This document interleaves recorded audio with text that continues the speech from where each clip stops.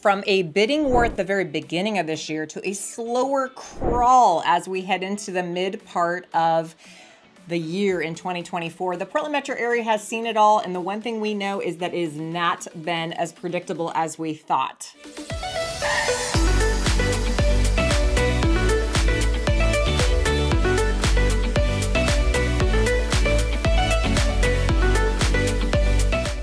I'm Ann Stewart. I've been a broker for over 20 years here in the Portland area, and my team member Erica and I help people move to the Portland metro area all the time. If you're looking to make a move, all of our information is in the description below. Reach out to us. We'd love to help.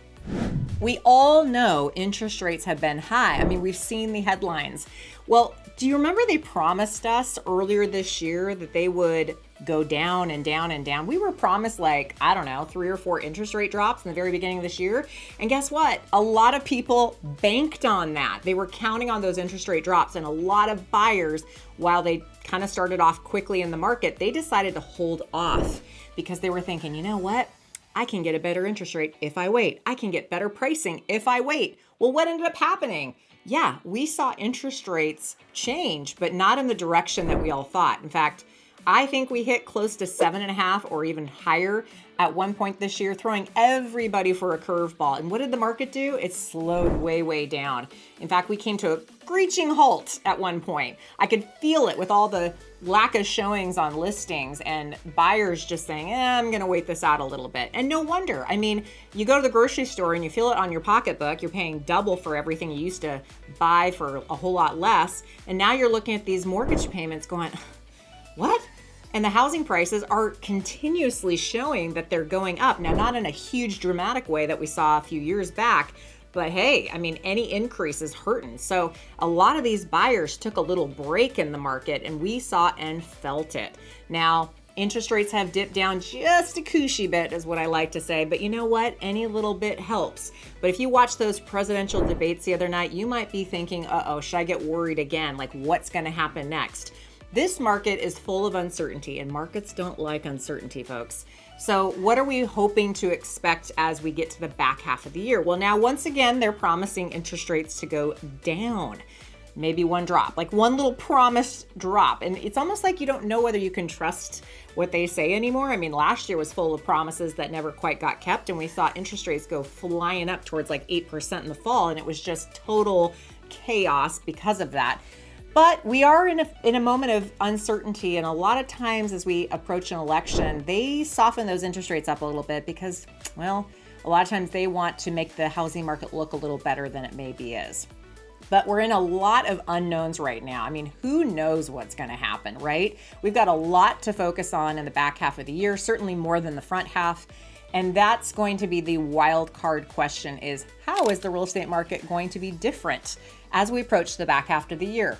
Well, right now, as I'm doing this video, we're in the middle of the year. So it's towards the end of June, actually, it's almost July 1st, tomorrow.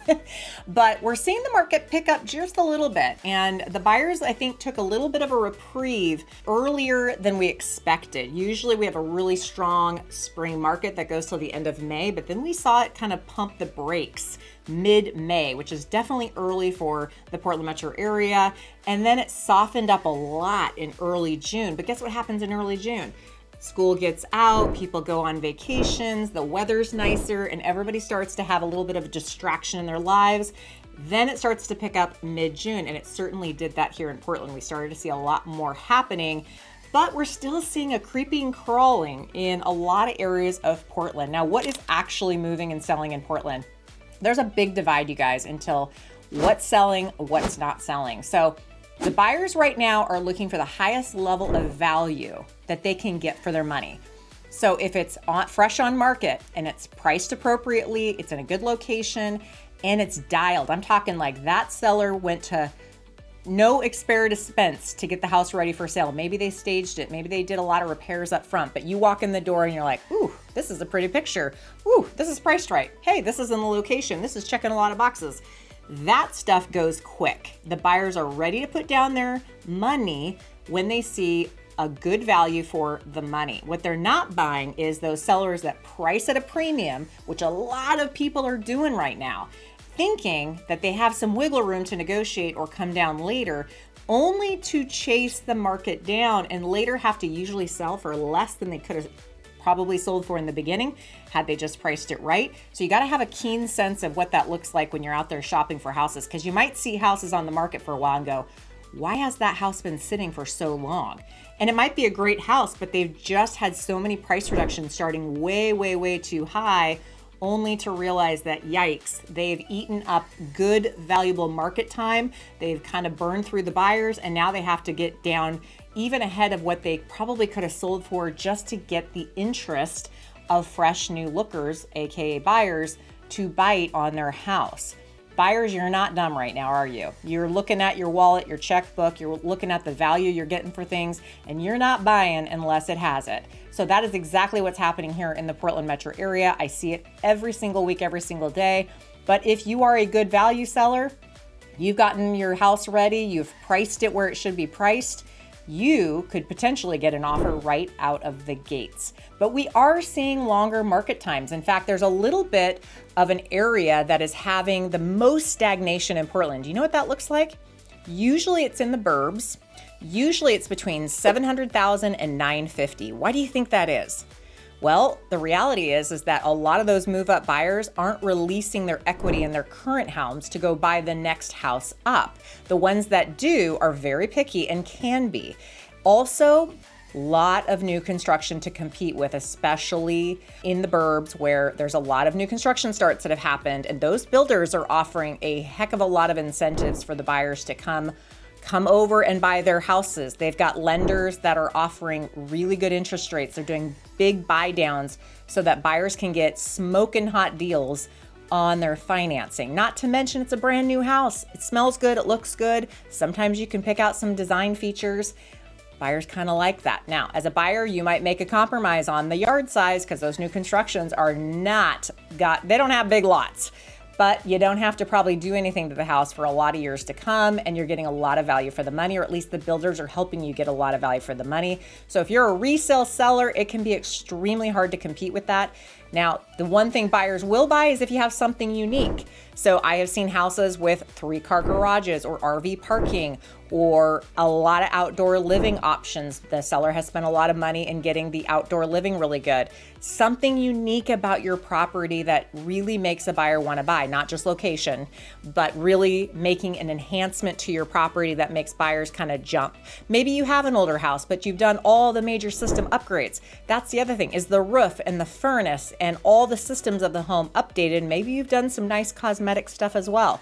Right now, buyers want to buy the pretty picture, and they don't want to replace a roof in the next 2 to 5 years. They don't want to do too much, right? Because they're feeling it on their pocketbook.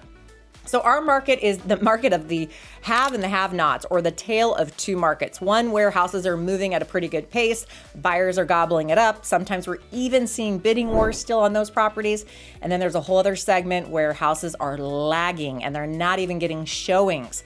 And it's going to come down to those houses softening up if they have to sell. And that's the other thing to keep in mind. Right now, we're still not seeing a ton of inventory hit the market. That's because a lot of people are sitting on those low 3% and 4% interest rates, and they are not going to sell unless they absolutely have to, or they have enough equity in the house and enough pain in their own situation that they have to make the move. So you as a buyer, if you're out there looking, understand that those sellers out there that are on the market, they're truly wanting to sell. And it's a good opportunity if it's been on for a really long time, or you're looking out there for something unique. Think about, what that looks like for your strategy. But don't be aware that not all houses are like that, and not all houses are having to take big hits on their pricing. So if you guys have other questions about what the real estate market is doing here in Portland, today's data was simply just the middle of the year. We change every 60 to 90 days. Things can change, interest rates can change, a lot can change, and we'll keep you posted as the year goes on.